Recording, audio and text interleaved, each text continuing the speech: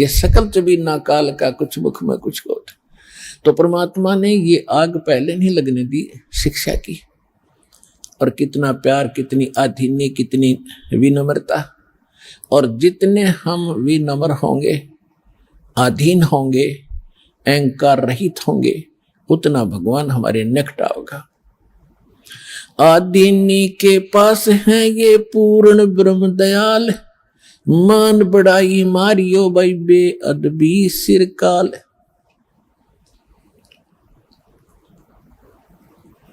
अब जितने हम विनम्र रहेंगे परमात्मा उतना ही साथ देगा। हम अहंकार प्रयोग करेंगे भगवान कोसों दूर चला जाएगा। तो इस प्रकार हमने परमात्मा से लाभ लेने के वो सभी फार्मूले अपनाने पड़ेंगे जिससे हम परमात्मा का पूर्ण लाभ प्राप्त कर सके।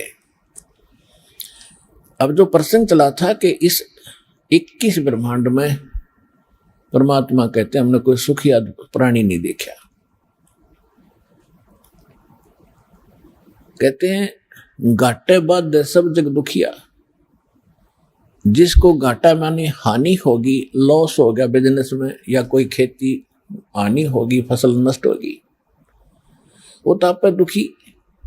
और जिसने लाभ हो गया वो और घना दुखी। लाभ होते ही मान ले किसी ने 5 लाख रुपए का बेनिफिट हो गया, वो यो काल इतना जबरदस्त उसको भ्रमित करता है, वो 20 लाख रुपए का कोई काम शुरू करेगा, कितने तो लोन वगैरह लेकर 5 तो वो लाओगा, 15 और लेगा कितने तो उधार लोन ब्याज पे, और वो बिजनेस हो जाएगा फेल। वो 20-5 तो वो गए, 15 और उधार वो आगे आगर मांगनी है पीछे पीछे काटे चक्कर फिर। तो कहने का भाव ये है, इन बकवादों को छोड़कर भक्ति विधि अपना के अपना पीछा छुड़वा लो। इतनी सी बात है। परमात्मा 120 वर्ष तो पहले कह के चले गए। अब वो एक अपना एफिडेविट छोड़ गए, अपनी वाणी छोड़ गए भगवान विधान बना के। आज ये दास 20 वर्ष से ये दास लग रहा है इसी को समझाने और बताने के लिए।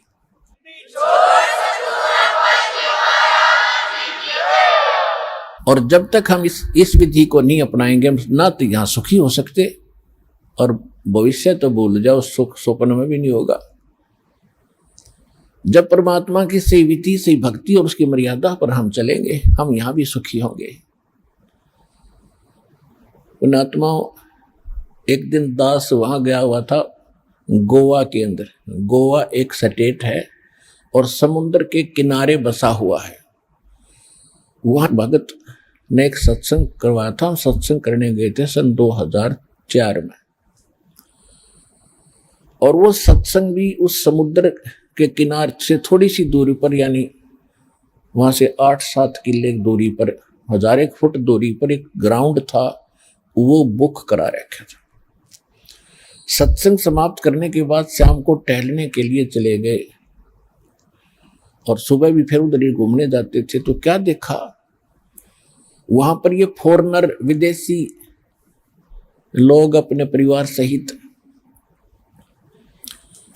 उस समुद्र के किनारे रेत के अंदर लौट रहे हैं और रेत को लगा रहे हैं। और वो बता रहे थे कि ये कह रहे, अंग्रेजी में बोल रहे थे, कहा बड़ा आनंद आ रहा है, यहाँ पूरी शांति मिलती है। और फिर उनके बारे में ये भी बताया गया कि ये वहां अरबपति हैं, अरबपति। इनकी बहुत बड़ी इंडस्ट्री चलती है, इनके बड़े बड़े महल हैं, बड़ी बड़ी कार हैं, 1-1 करोड़ की कार है इनके पास। और उन महलों को जिसमें ये करोड़ों रुपए की कोठी बना कर, करोड़ों रुपए की कार लेकर, वहां शांति नहीं, शांति मिली वहां कपड़े निकाल के एक लंगोट बांध गए और रेत में पड़े हैं। ने कहा हाँ यहाँ बड़ी शांति है।